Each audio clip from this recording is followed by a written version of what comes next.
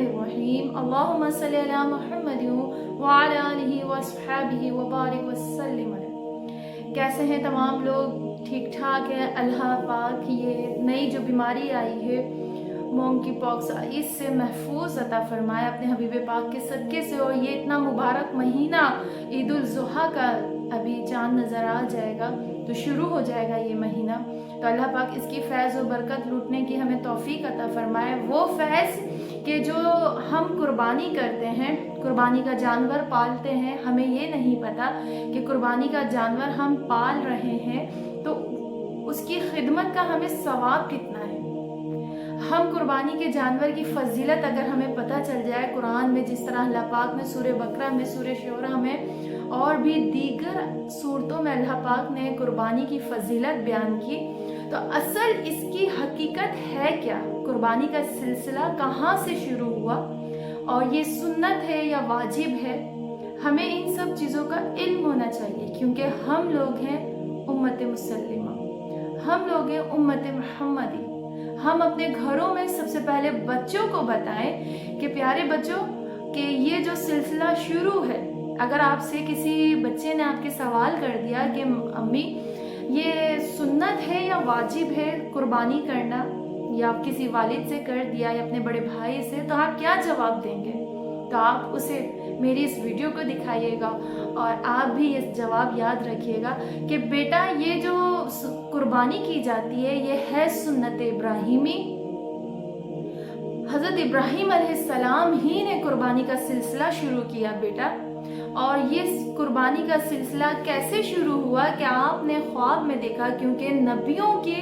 خواب حقیقت پہ مبنی ہوتے ہیں، ان کے خوابوں میں، ان کی بشارتوں میں شیطان کا عمل دخل نہیں ہوتا۔ تو اگر کسی کے ذہن میں، کم عقل احمق شخص کے ذہن میں یہ بات آ سکتی ہے کہ شاید وہ خواب غلط بھی ہو سکتا ہے، تو میں آپ کے سامنے اس بات پہ سے پردہ اٹھانا چاہتی ہوں کہ نبیوں کو جو خواب آتے ہیں اس میں کوئی عمل دخل شیطان کا نہیں ہوتا۔ تو جب حضرت ابراہیم علیہ السلام کو خواب میں بشارت ہوئی کہ آپ اپنی سب سے زیادہ محبت والی چیز، جس سے آپ کو سب سے زیادہ عشق ہو، محبت ہو، وہ میری راہ میں قربان کر دیجئے، تو آپ کو میں چیدہ الفاظوں میں کچھ سمجھانا چاہوں گی کہ آپ نے دیکھا کہ صبح اٹھ کے 3 دن متواتر آپ کو یہ خواب آتا رہا، تو آپ نے اپنے بیٹے سے کہا کہ اے میرے بیٹے حضرت اسماعیل علیہ السلام سے کہ مجھے متواتر 3 دن سے یہی خواب آ رہا ہے کہ اللہ پاک مجھ سے فرماتا ہے جو تمہارے نزدیک سب سے زیادہ عزیز ہو وہ میری راہ میں قربان کرو، تو میرے نزدیک تو سب سے زیادہ عزیز وہ تم ہو، تو دیکھیں قربان جائیے اس بیٹے کی محبت پہ کہ جب والد صاحب کا اتنا بڑا رتبہ ہے تو پھر حضرت اسماعیل علیہ السلام کا کتنا بڑا رتبہ ہوگا۔ انہوں نے کہا جی ابا حضور میں حاضر ہوں اللہ کی راہ میں قربان ہونے کے لیے۔ تو بچوں کو اس طرح آپ لوگ اسٹوری بتائیں کہ بیٹا یہ اللہ کی راہ میں انہوں نے اپنے آپ کو قربان کرنے کی سفارش کی، تو اللہ پاک نے ان کی اس سفارش کو قبول فرما لیا، اور اللہ پاک نے ان کی اس محبت کو قبول فرماتے ہوئے آج رہتی دنیا تک یہ سنت ابراہیمی ادا ہوتی ہی چلی جائے گی۔ اور اہم فریضہ، یہ سب سے پہلے اہم فریضہ جو تھا ارکان، اور سب سے پہلے یہ حج کے وقت کیا جاتا ہے۔ حج پورا کمپلیٹ ہونے کے بعد ذبح کسی بھی جانور کو، کہ وہاں اونٹ ہوتے ہیں، بھیڑ ہوتے ہیں، دمبے ہوتے ہیں، بکریاں ہوتی ہیں، بکرے ہوتے ہیں، جو جس کی استطاعت ہے وہ اپنی ہی حیثیت کے مطابق ذبح کرواتے ہیں۔ تو اصل میں یہ حج سے ہی شروع ہوا، اور حضور پرنور سرور کائنات حضرت محمد مصطفیٰ صلی اللہ علیہ وسلم کی روشنی میں ہم بات کریں کہ ہمارے حضور نے اس پہ کس طرح نظر ثانی کری،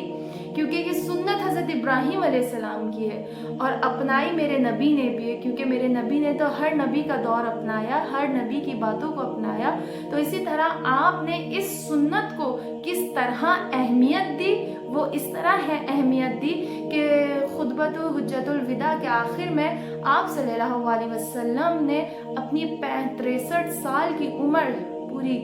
63 اونٹ منگوائے، اور 63 ऊँट नहीं बल्कि 100 ऊँट मंगवाए, उसमें से 63 ऊँट आपने ज़िबा फरमा दिए और कहा कि मैंने 63 सालों में अगर मेरी कोई कुर्बानी रह गई हो या कुछ, ये सब मैंने अल्लाह की राह में कुर्बान कर दिए और बाकी जितने थे तो मौला अली से कहा, ए अली अब आप ज़िबा फरमा दीजिए। तो 63 के 63 ऊँट आपने अपने हाथ से ज़िबा किए, अपने हाथ मुबारक से ज़िबा किए। तो कुर्बानी की अहमियत को जानिए कि हुजूर ने कुर्बानी करने की कितनी बड़ी अहमियत दी है कि आपने अपने आखिरी खुतबे में भी सब ऊँटों को ज़िबा फरमाया कि कोई ऐसा वक्त ना हो साल के मुझसे कुर्बानी मिस हो चुकी हो। तो कुर्बानी की इतनी अहमियत है। मेरी प्यारी बहनों, सबसे पहले मेरे चैनल को सब्सक्राइब कीजिए, लाइक कीजिए और मेरी वीडियो को शेयर ज़रूर किया करें, क्योंकि इसमें आपको बहुत कुछ देखने को मिलेगा। दीनी मसाइल मसले पे भी बात करेंगे, हम बच्चों की भी बातें करेंगे, बच्चों की तरबियत भी आ रही होगी, तो गरीबों की भी मदद की जा रही होगी। तो इसी तरह आप मेरा साथ देते रहिएगा, इंशाअल्लाह मैं बहुत जल्द कामयाब होंगी। वो कामयाबी नसीब हो मेरे मुकद्दर में जो मेरा मकसद है कि गरीबों की मदद कर सके, गरीबों के लिए हम कुछ कर सकें और कुछ मैं सीखूं आप लोगों से और आप लोग मुझसे सीखें, और हम दोनों देखने वालों के लिए भी और बताने वालों के लिए भी सदका जारिया का काम हो जाए। सिर्फ यही नियत है। अल्लाह पाक मुझे और आप सबको तौफीक दें एक दूसरे से सीखने का। तो सबसे पहले बात जो हमने की वो यही कि सुन्नत नबवी सुन्नत है ये हज़रत इब्राहीम अलैहिस्सलाम की असल जो है, और अब कि ये इतना अहम फरीज़ा है, अगर हम इसको वाजिब ले लें, कब किस कैटेगरी में हम वाजिब ले सकते हैं कि जब आपके पास बहुत है, बहुत पैसा है और फिर भी आप कंजूसी दिखा रहे हैं कि कुर्बानी नहीं कर रहे, उस पर वाजिब हो जाता है कि आप पे लाजिम है कि आप कुर्बानी करें।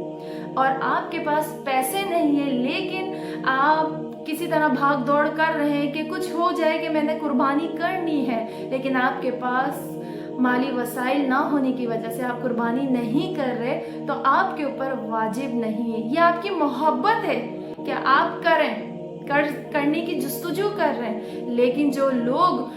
पैसा माल दौलत रखने के बावजूद अल्लाह की राह में कंजूसी दिखाते हैं, तो उनके ऊपर वाजिब है कुर्बानी करना, क्योंकि इस कुर्बानी के ज़रिए हर गरीब के घर में भी गोश्त पहुंच जाता है। असल तो कुर्बानी गरीबों के लिए ही होती है, गरीबों के घर पहुंच जाता है। तो अपनी माओ बहनों सबसे गुजारिश करूंगी कि घर के अंदर जितने अफराद हैं, जितनी माएँ हैं, जितनी औरतें घर के अंदर मौजूद हैं, वो पूरे साल कुछ ना कुछ जोड़ती रहें। जैसे मैं नियत करके बैठी हूँ कि अल्लाह पाक मैं किसी ना तरह पैसे जोड़ना शुरू करूँगी और मैंने भी अपने पैसों से कुर्बानी करनी है ताकि इसका सवाब मुझे मिले।